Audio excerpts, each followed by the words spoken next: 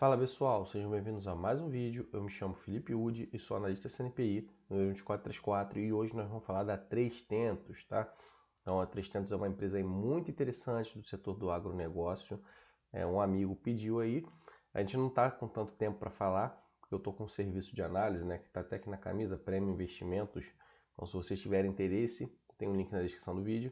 Mas a 3tentos é uma empresa interessante no agronegócio, né, que é o principal setor do Brasil, né, a parte comercial, impulsiona mais a economia, porém ele é voltado mais para o varejo, tá?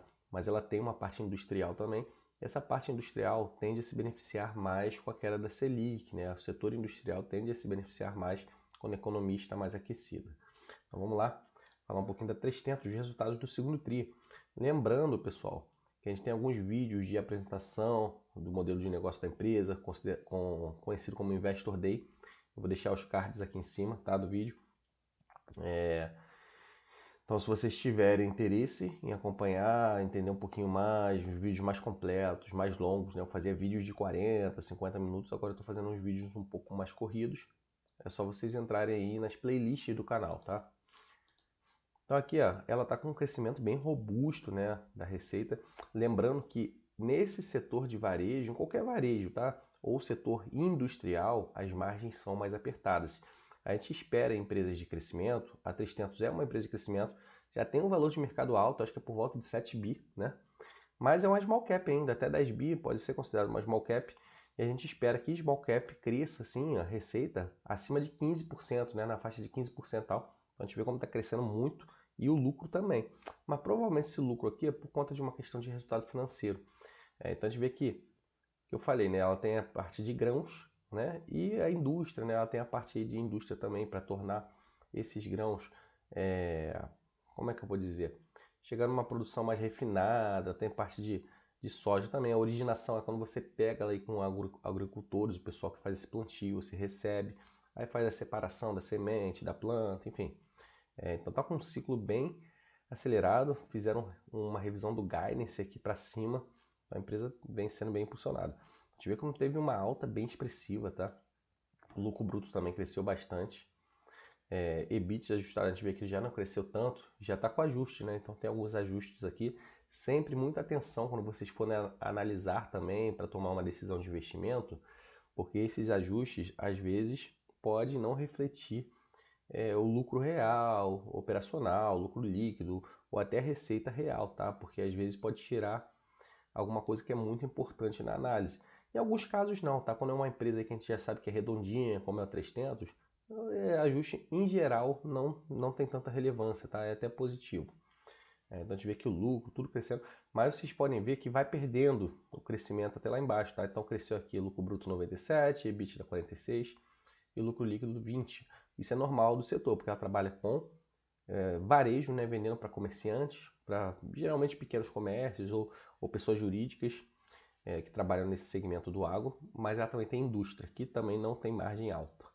E os segmentos dela tem insumos, então insumos aí para plantio, para ajudar a agricultura, grãos, que são as sementes, e a parte de indústria. A gente vê que a indústria que está carregando mais, porque ela teve uma abertura, isso a gente falou muito no Investor Day, de algumas fábricas, essa daqui no Mato Grosso eu acho que é recente. Então também teve uma recuperação no biodiesel, melhorou muito a margem bruta na indústria, né? Então a gente vê que está caminhando bem. Esses insumos e grãos eu acho que tem margens mais apertadas, tá? A gente vê que não cresceu tanto, mas está crescendo bem. Grãos tem menos, né? Receita. Que é receita? Isso, receita e lucro bruto, desculpa. Receita, a gente vê que receita de indústria é bem maior. Grãos vem em segundo e insumos é um pouquinho menos, tá? Mas eu acho que insumos tem uma margem melhor. Tem questão de fertilizantes também, defensivos. No segundo TRI teve uma queda robusta, tá? Do lucro bruto, da receita. Mas talvez seja sazonal também.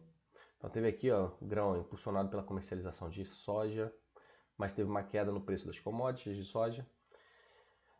Insumo, teve problema lá do Rio Grande do Sul, tá? Então impactou bem aqui, por isso que teve essa queda aqui nesse segundo TRI.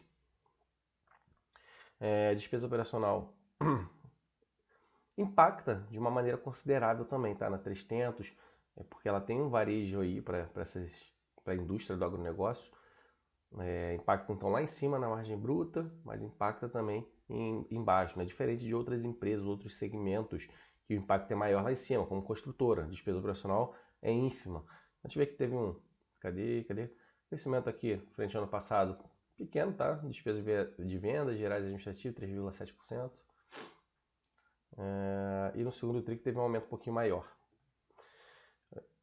Teve um volume recorde aqui de grãos e farelos, tá? Impacto aqui robusto aqui do Mato Grosso, ó, é isso mesmo, a fábrica de Mato Grosso ainda não estava a pleno vapor ano passado. Então o volume aqui era bem menorzinho. Então eles conseguiram até mitigar esse problema do Rio Grande do Sul contra o Mato Grosso. Então olha como vale a pena uma empresa diversificar seu negócio, começar a expandir, né? Ela começou a apresentar resultados até mais favoráveis e deve ser superior no futuro quando estabilizar ainda mais o Rio Grande do Sul, que a gente sabe que ainda está tendo efeitos colaterais lá, tá? Lá tem Porto, né? Estamos falando aqui o Porto Rio Grande, né? Esse de Mato Grosso do Sul, ele consegue escoar aqui para esse Porto do Alto, né, de Barbacena, e também tem Porto de Santos. Aqui eles mostrando um pouquinho do ajuste do EBITDA, é isso? Tem o resultado financeiro de Ed, né? Então, como eu falei, tá? Em alguns momentos faz até sentido. Por que tem esse resultado financeiro aqui de Ed, ajustado, de contratos futuros? Porque como tem negociação de produtos aí que tem a questão negociada na bolsa, o contrato futuro, negociado em índices de commodities no mercado inteiro, né, no mercado internacional, eles têm que travar às vezes o preço, né, o preço de venda ou o preço de compra, se eles tiverem que recomprar. Então faz sentido em alguns momentos ter um ajuste aqui, tá, de edge. No caso que eles ajustaram até para baixo, tá? Então a gente vê que caiu, era 83, ajustaram para baixo aqui por conta de contrato futuro liquidado. Teve uma leve queda de margem, a gente vê que a margem é bem mais apertada mesmo, tá, desse setor. Nos 6 meses a gente vê que ficou bem próximo do ano passado. Então a tendência é essa margem da empresa conseguir até elevar. A gente está vendo que os resultados dela lá em cima no top line, a gente chama de top line a receita. Primeira linha do DRA e bottom line lá embaixo, que é o lucro líquido. A tendência é até crescer essa margem quando estabilizar Rio Grande do Sul, quando estabilizar preço de commodities, né? Esse setor depende muito também da demanda, tanto mundial como nacional, né? Mas acho que os preços internacionais influenciam mais. Aqui eles vêm um pouquinho do lucro líquido, mesmo assim o lucro líquido subiu bastante. Aqui ajustado a gente vê que caiu, né? A margem também caiu, mas mesmo o lucro caindo, né? Quando a gente ajusta, sem ajuste a gente vê que cresceu bastante. Então já reflete o que a gente pode esperar no futuro da 3Tentos, quando o cenário for mais favorável, de preço de commodity em alta. É isso que a gente espera em empresas que se relacionam, né, que trabalham nesse setor de commodities, tá? De alguma forma ou outra. Por mais que ela esteja passando por dificuldades em determinada situação, em determinado momento ou período de tempo, quando tiver um ciclo mais favorável de alta do preço, de queda de Selic, queda de juros, aumento de dólar, né? No caso dela, o dólar influencia positivamente para vender, a gente espera que o lucro dispare, tá? Que é o que a gente já está vendo aqui sem o ajuste. Dívida super sob controle, tá? Dívida líquida 511 milhões, dívida líquida sobre EBITDA super sob controle também, tá? Aqui eu não sei se está o EBITDA ajustado, eles poderiam até ter mostrado aqui com mais clareza. Basicamente eles aumentaram aqui para longo prazo a dívida, né? A dívida bruta aqui é 1,9, deu uma elevadinha, mas eles conseguiram diluir para o longo prazo, né? Demora a pagar, o custo pode ser que seja um pouquinho menor. Eles têm bastante gasto com capital de giro, então essas empresas a gente também tem que olhar na demonstração de fluxo de caixa, tal impacto, assim como mercados, por exemplo. Então a gente tem estoque aqui que eles têm que consumir ao longo do tempo para poder investir e entregar para os varejistas, contas a receber dos clientes, contas a pagar de fornecedores, marcação a mercado, esse MTM, tá? Esses instrumentos de hedge para travar preço das commodities e outras atividades aí, parte industrial. Então sai bastante dinheiro de caixa. E eles estão controlando um pouquinho o CAPEX, né? Controlando um pouquinho o CAPEX porque eles já tinham investido aí no passado. Pagando um pouquinho de dividendo. Aqui falando mais um pouquinho. Novas lojas, eles abrem algumas lojas para poder fazer a distribuição desses insumos, desses fertilizantes, defensivos e grãos, sementes, enfim. E aí eles estão com algumas lojas aí, mas eles deram uma segurada nesse momento aí de maior dificuldade. Estão focando mais lá no Mato Grosso. Fala um pouquinho aqui da gestão de pessoas.